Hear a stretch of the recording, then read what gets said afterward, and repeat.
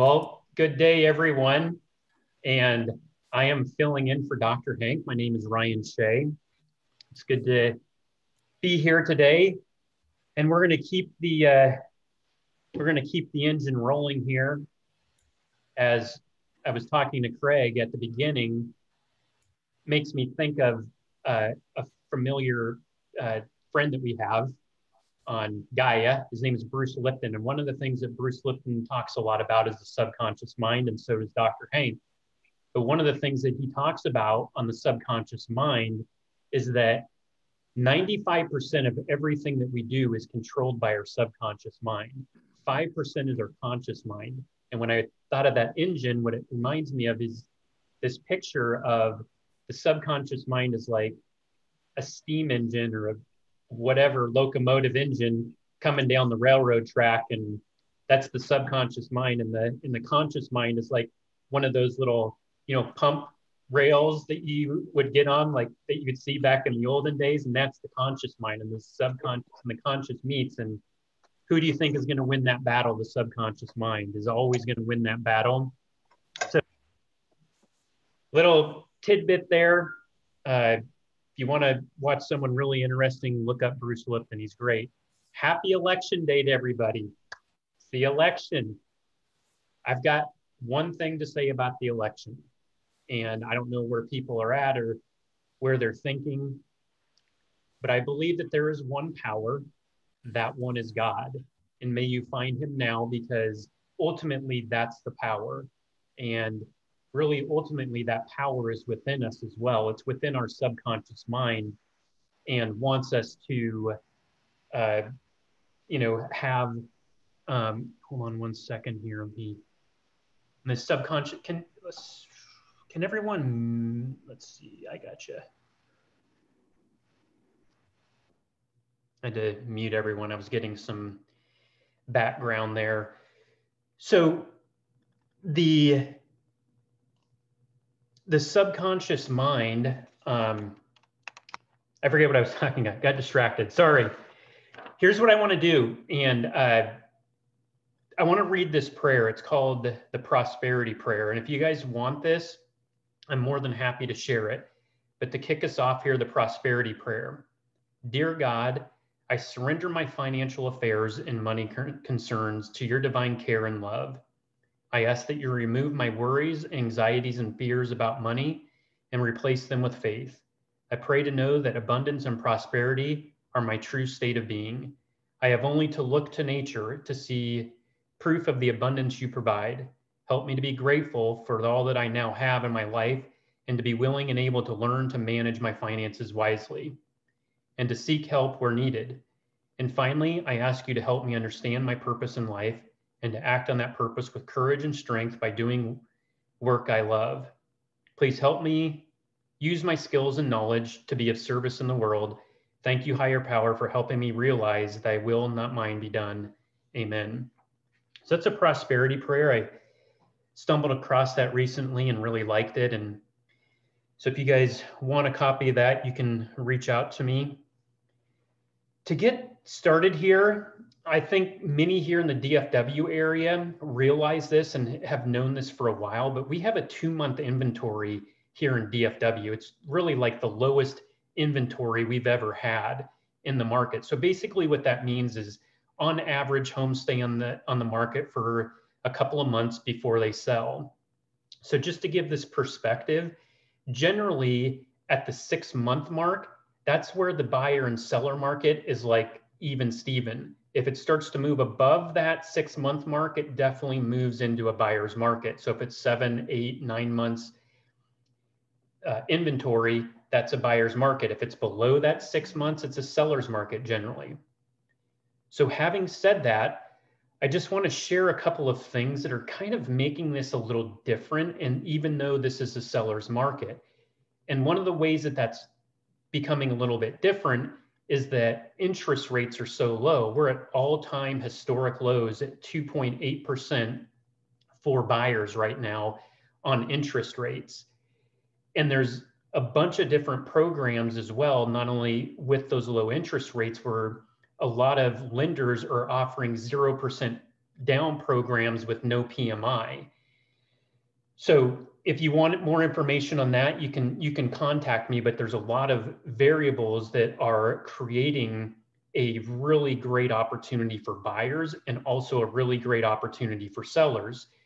So here's what that seller's market basically means is that if a seller puts their place on the market, it's going to sell quickly and it's generally going to sell above asking price. So this is the kind of market that we're looking at mostly nationwide.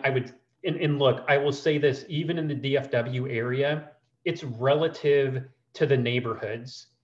There are some neighborhoods or some places where the inventories are not this low. There's some condo high rises and stuff like that where the inventories are not at 2 months here in DFW. They're a little bit higher. Here's the interesting thing about that. Okay, single family homes go off the market very quickly. So really condos are an opportunity for people to get in possibly at a lower price and for people to get in and not have to compete with 15 other buyers on a particular home. So it's all relative. Like that's the thing, like sometimes you hear people talk about, oh, it's great at the seller's market. But here's the thing, think about this. If someone's selling their home and they're going to buy another home, it's kind of like, it's a double-edged sword, I guess you could say. So I think everything in markets is all relative. And here's the thing, and I know that Craig has been in the business a while. Anyone that I helped buy a home when the market crashed in 2008 and 2009 and 2010 ended up literally nearly doubled their prices. So ask those people what they thought about it being a buyer's market and the market crashing or being bad, or a situation that we're in now, and that every situation has an opportunity. It's where are we going to look for that opportunity? Where are we going to see that opportunity within the market and make it a benefit for us? And everything is an opportunity. It's all expansion for us anyways. So one other thing I want to just quickly go into here. I believe through the end of the year, the market is going to remain strong. Generally speaking, this is generally, okay? October is the slowest month in real estate, not this year. Totally different. In fact, October had the most mortgage closings ever in the history of the United States in October, which is generally the slowest time in real estate, okay? And all that momentum is going to continue through the end of the year. And guess what? It's going to continue through 2021. Here's the reason why. For the previous 10 years since the quote unquote crash happened, new home starts, new home builds have not been able to keep up with demand. It seems like in maybe some areas like, oh my God, there's a ton of building. There's a lot of building going on. There's all this stuff. Oh my gosh, how can they withstand? This is what happened back in 2006, 2007, before the market crashed and all this stuff. Well, guess what? If you look at the numbers and you follow some of these people that are way smarter than me, like Lawrence Yun, you look at the numbers and you see that the real estate market is going to continue to thrive, and it's going to continue to thrive into 2021 because we're at about 1.5 million new home starts nationwide per year. It's not even half of as close as what we need to keep up with demand. And the projection is it's going to take us at least 5 years for us to keep up with the demand of the real estate market. And then all these other variables that are being put into play, like that I've already mentioned, with interest rates being low and inventories being low, it creates this storm of, constant good opportunities for buying and selling within the real estate market. I just want to share a little something as well, because I did a presentation about the time all of this pandemic and stuff happened. And what people don't realize, and you'll never hear this on the news, is that February was the best February in real estate that the real estate market had had in 10 years, February of 2020. So then March happened, the pandemic, shutdowns, okay? It did kind of like slow the market down. I gave a presentation right in the middle of that pandemic. And I said that the real estate market was fundamentally strong and there was no way this was going to continue for the real estate market. There was no way there was going to be, and I shared all these numbers, basically the numbers that I was creating with you and that where we were at and what was going on and what was going to happen, because you don't put the brakes on something of what was going to be our best spring maybe ever in the history of real estate. Could have been, who knows, and the brakes got hit on it. However, I looked at the numbers and I watched the numbers every day here in the DFW market, and we never really got off of that 6-month inventory buyer seller mark for number of solds versus active listings or pending listings. And it never really fluctuated too far off that. And if you look at it now, there are, almost double the amount of sales that there are active listings, which shows that that's a super, super healthy market for this time of year. And that's a super healthy market no matter where you're at. And so, I basically said, look, we're going to come out of this. What's going to end up happening? I said, our summer is going to be our spring and our summer is going to be our fall. And that's exactly what happened. Okay. But if you watch the news, what I would recommend anyone, stop watching the news. Okay. There's nothing on there that's of any use of any value. Okay. Actually, if you get onto something like this or other trusted sites where you're going to get the actual facts and the good information, they're not going to try to manipulate and throw fear down your throat. You get the actual facts and you get the actual numbers.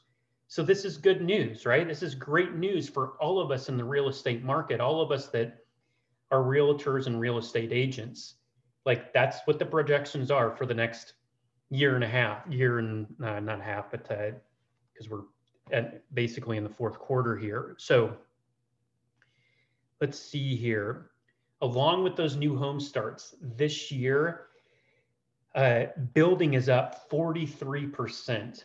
Okay. Even with that increase, like I shared, it's still not able to keep up with the demands. 43% increase, and we're still not being able to keep up. I mean, that's absolutely a remarkable number. Interest rates, as I've mentioned several times, are 2.8%. And in October, as I've already mentioned, was the most mortgage closings ever in the history of the real estate market for the month of October. Absolutely spectacular and amazing and great for real estate. Closed real estate transactions are up 21% year over year. And average sales prices are up 11%. The reason for that is because of the demand. You have 3 or 4 buyers trying to buy this home. What ends up happening is someone will pay over the asking price, generally is what happens, or asking price. So people are getting their numbers, and that's where that 11% increase comes in. And if you think about that 11%, that's a huge number. That's a huge number in real estate. I mean, just add, I don't know, someone could help me out here, and you just add 11% on 200,000, and that's $22,000, I think, on top of that. That's a huge number. Like, that's, sometimes you hear that 11%, it doesn't give perspective. A third of the market is first-time home buyers. One thing with this, with that being a third of the market is first-time home buyers, is that millennials, that's generally what we're looking at. So keep that in mind with any of the social media and marketing that you're doing within your marketing or your sales. The other cool number that I really like is that there are 2 million renters right now that are able to buy. So there's a ton of opportunity there with renters as first-time home buyers. Like, there's a huge market. I mean, I don't know, take 2 million and make that relates, but it's probably pretty close to that number of the amount of people that can buy a home. And if we just educate them, we bring these numbers and we just start manifesting and putting this out there that this is what we want, it'll show up. And here's the other thing. What I see happening is where we've talked about it before, is working with people who are leasing. Because you think about this 2 million number, let's say there's 100,000 people here in DFW. Like, even if you help them lease, you're basically setting them up, you're setting up a relationship for somewhere down the road for them to purchase. And I just had a conversation with a lady here recently whose credit is a little off. And we have several good lenders that we know. And I'll mention her name, Maria Leach with First United Bank. And she helps people with their credit. She's not a credit agency or anything like that, but she helps people with their credit and helps get their scores up if they're pretty close to where they need. And she'll also help them along the way if it's going to be a year or 2 year down the line, and just get them moving in the right direction. So there's all of these great opportunities, and it's just being in the midst of the market and being, right where all the action is happening, and all the action's happening in real estate. Here's an interesting thing. This was generally how markets would go. First thing would happen, the stock market would crash. If you follow what happened in 2006, 7, 8, 9, all of that, what happened was the stock market crashed. Then what happened was then the real estate market. How it kind of funnels in the real estate market is that generally hits condominiums first, and then the single family homes get hit. And then, but it's like the reverse of everything when it comes out. And actually, I may be getting this wrong. I might have to stop this and someone help me, but here's basically what happened, okay? And generally the real estate market is the last to recover. Then the stock market is the first to, come out as well. But what happened was, in this market that we had, the real estate market led the way. It came out first. We were running and gunning, and I don't even know really ultimately if there was even really a slowdown. There was a slowdown because there was a lockdown or whatever for a couple of weeks, right? So we were the first to lead out of this, and that's not generally what happens. Generally what happens is the stock market comes out first and starts growing, and then the real estate market comes in behind. Well, we had the totally opposite of that happen, which I think is a significant indicator of markets and this particular market that we're in, and I think is very, very promising. So one last number, mortgages already this year topped $4 trillion. It's the first time ever that the mortgage lending has topped $4 trillion, which is an absolutely staggering number that, quote unquote, during this pandemic that has happened. And it's an absolutely an amazing opportunity, as I've already shared. So I'm going to open it up for any questions, comments. Craig, if you want to correct me on. No, I was going to add a couple of things. I think is that I think some of the other reasons why the real estate's been such a leading indicator, it's been so hot, is because it has moved into a new cycle where for investors, real estate's has become the number one place for investors to put their money. And so you have so much real estate being bought and so much money being put into real estate from an investment perspective. And it's not just the typical investors, it's the actual homeowners. There's so many people out there that they're buying a new home and they're keeping their other house and they're leasing it out, and it's becoming an investment. There's Airbnb and they're putting it in Airbnb, but you also have a lot of investors buying up a lot of homes. And so that has pushed a lot of money into new home buying. And I think that's been a change, an element that we've never had that level of investment that we have now. Secondly, is that you've got so many people relocating. I mean, you look at the number of relocations nationwide, people getting out of a lot of these big cities and moving.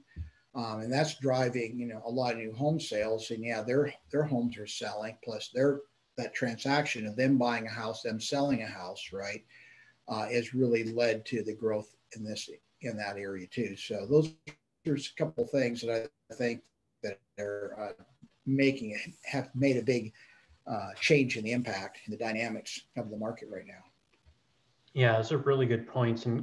And Craig, don't you have a background in finance, or what is your Can you tell us? Well, my background is technology, but I've been a serial entrepreneur, and being a serial entrepreneur, it's all about the money, right? It's all about understanding the money and the flow and accounting of that. And then I've also, running big organizations and managing that. But then also I got into real estate investing. That's how I started in real estate, was doing investing. And again, investing, you've got to understand the numbers and how they work and their relationship in that, because if you don't, you'll be out of that business pretty quick. Yeah. Yeah.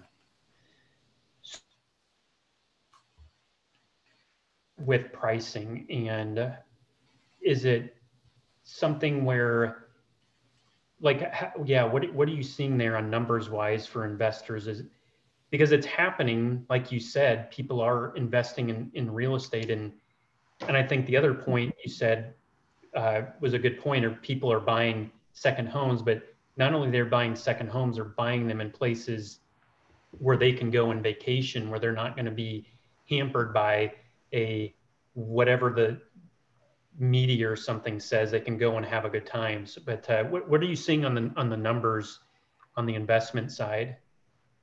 As far as when you say the numbers, from what perspective on that? You cut out there a little bit earlier. Pricing, are there deals out there? Is the pricing, like, what's the best way to navigate that for an investor to make their numbers, if they're going to lease, if they're going to flip? Yeah. Yeah, I think everybody's got a different threshold. I mean, and it's all market driven, right? I mean, Dallas is a very sophisticated market, very mature market from investing. You've got a lot of money chasing, relatively few deals for the level of money in the Dallas market right now, which is, making it super hot. But there's lots of other markets out there where there's a lot of growth, but yet it's not that mature of a market yet. There's not a lot of institutional money in that. I mean, you got, besides individual money, like say in Dallas, you have a lot of hedge fund money, you have a lot of private equity money. You've got a lot of, other groups of investor money that are investing in real estate, transactions in real estate as a whole. So whether it be single family or even multifamily type of stuff. So, but it's, there's a lot of people moving out to the country and looking at, getting out, like you said, and having that as their maybe the main home, and keeping the house in the city and renting that out, or making Airbnb, depending on where its location is. So, but there's, I think real estate has continued to be a great investor. And you also have a lot of investors that are investing money in for the transaction. So that when you look at how many investors are doing hard money lending right now to other people who are doing the fix and flips, the transactions and everything else, right? There's a lot of people that are participating in the real estate market as in that shape. They're taking their money and their 401ks or self-directed programs, they're creating their own banks, and they're using that money to invest in real estate as hard money lenders, and sometimes longer term loans. Yeah. Yeah, I do want to add something just really quick. I have a client who is getting a new build, and we went ahead and we locked it in the contract back in July, and we went ahead and I was out there last week over the weekend, and just checking on the progress of how the house was coming along. And I went ahead and I talked to the sales consultant. And I was just really curious about, because we had got into the subdivision a little bit early, and so I just went up to the sales consultant and I asked him, like, hey, what price point are you selling this at? The same design, the same model. And he said, well, we're selling it at X amount. And that was $7,000 more than what we had locked it in at. So with just by, my client not even doing anything, she's getting $7,000 at least in equity. Because I went ahead and asked him, like, hey, how's the appraisal coming back? Are y'all having any, and she's like, no, everything's fine. We haven't had any issues yet. And so, we haven't done the appraisal yet because it hasn't gotten to that point. But yeah, she is getting $7,000 in equity on top of everything else that, the new house and all the new amenities. But yeah, I just wanted to share that. So it is, she's not. I guess you could say it's well, she's buying a house, but she is also getting additional equity in the house, which is pretty amazing. Yeah, that's awesome. It's Yeah, just wanted to share that. cool. So where is that at? What part of Dallas? It's on the south side, like Forney area, Rockwall area, that kind of area over there. Okay. Yeah. So, yeah, there is a lot of construction just everywhere around Dallas. Yeah, Forney, all the way down to DeSoto, Royce City, all the way up north, all the way up to like Melissa, and yeah, it's just pretty much all spread out. And Denton is also experiencing a lot of growth as well. It's just everywhere there's land, it seems like there's new construction. Yeah, which needs to happen, as I had shared. So it's all good news. It's all good stuff.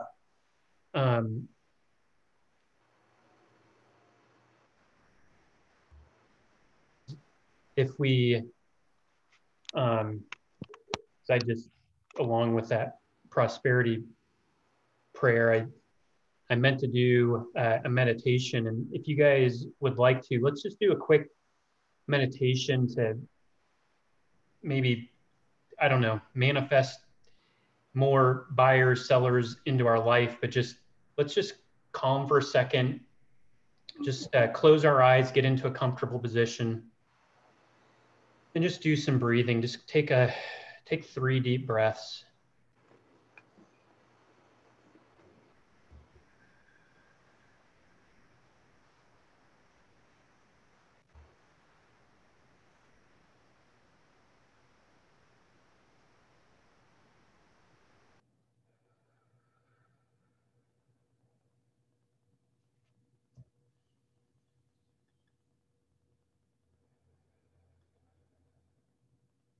And just with those deep breaths, let's just see ourselves being the guiding light in real estate for our buyers and sellers.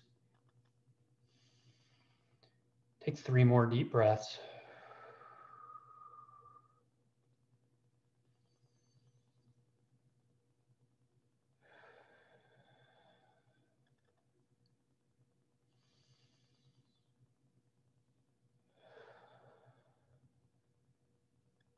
And with those breaths, we bring in the vision of God and get in alignment with that almighty power.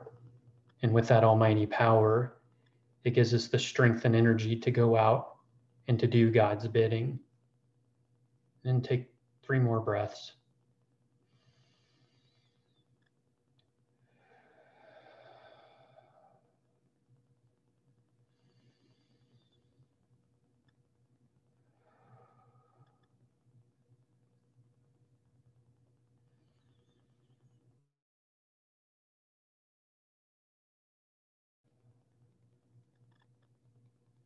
And we can open our eyes, and I always love doing that. I meant to do it at the beginning, but it's just a great way to center, and I believe to get in touch with that power that's guiding us all. And that was only maybe a minute or 2 meditation. And is there anything else that you guys want to share or add to the conversation here? And I'm not probably going as long as we did on when we end, but anyone else have anything to add?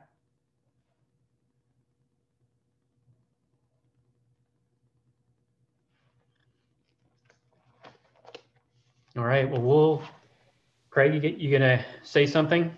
No, I'm just going to say it was great syncing up with everybody today, even though it's a small group. And, let's hope we have a successful day today. And yeah, and we'll be back next Tuesday. Same bat time, same bat channel. So make sure everyone knows and shares, and we'll keep, we'll see where we're at next Tuesday. But just, you know, what I would say with it's election day, go have fun. Just remember that there's one power, that's God. And if we keep that in mind, everything else just flows into place. And so Absolutely. I appreciate everyone being here today. And I only remembered a couple. If you guys want to do a little singing, I only remember a couple of the lines, but it'll be all good. We love to laugh and have more fun. We love to laugh and have more fun as we increase our income.